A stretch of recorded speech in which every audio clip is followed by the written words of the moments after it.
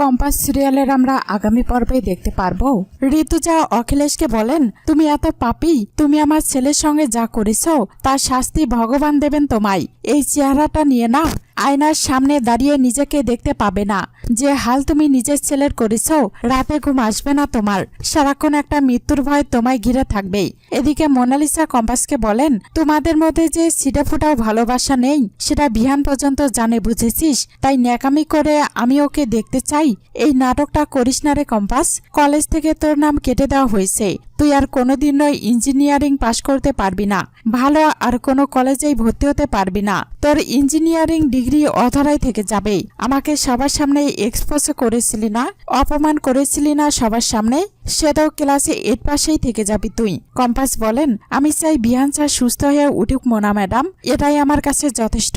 আর তুমি মানত করো, পুজো করো, আমার উপর প্রতিশোধ নাও, যা ইচ্ছা তাই করো। বিহান চৌধুরীর এত বড় ক্ষতি যারা করলো তাদেরকে শাস্তি পেতেই হবে, সে কম্পাসের জেলেই থাকুক বা বাহিরে। এটা কম্পাসের প্রমিস, এটা তোমার দাদু অভিজ্ঞান দত্তকে বলে দিও।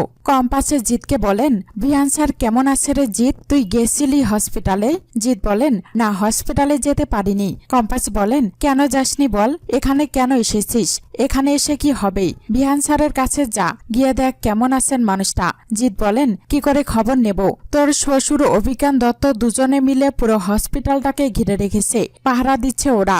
বিহান স্যারকে যেখানে ভর্তি করেছে, যেখানে ভর্তি আছে বিহান স্যার, তার ভিতরে কাউকে যেতে দিচ্ছে না, ঢুকতে দিচ্ছে না। ভিতরে কি হচ্ছে কিছু বোঝা যাচ্ছে না। খবর পেয়েছি ঋতুজা ম্যাডাম ভিতরে আছেন। কম্পাসে কলেজের খবরটা জানাজানি হয়ে গেছে। তুই বুঝতেই পারছিস যে কি কি অশান্তি হতে পারে, এবং অ্যাকচুয়ালি সেটাই হচ্ছে। খবরটা রটে গেছে, এমনকি পুলিশকেও জানানো হয়েছে আমরা নাকি কলেজের ল্যাবে বেআইনি কাজ করেছিলাম, এবং আরো অনেক অভিযোগ আনা হয়েছে তোর এগেনস্টে। হয়তো আমাকে ওরা ধরবেই। কম্পাস বলেন, সরি জিৎ, সব আমার জন্য, তোর বিহান স্যারের। জিৎ বলেন, কম্পাসে চুপ, তুই কোথায় আছিস সেটা মাথায় ডাক, আবেগতাড়িত হয়ে বেশি কথা বলিস না। তুই কি বলছিস? তুই কারোর ক্ষতি করতেই পারিস না, তুই কেন বলছিস এইসব কথা? কম্পাস বলেন, তোর এখানে আসার কি দরকার ছিল বলতো?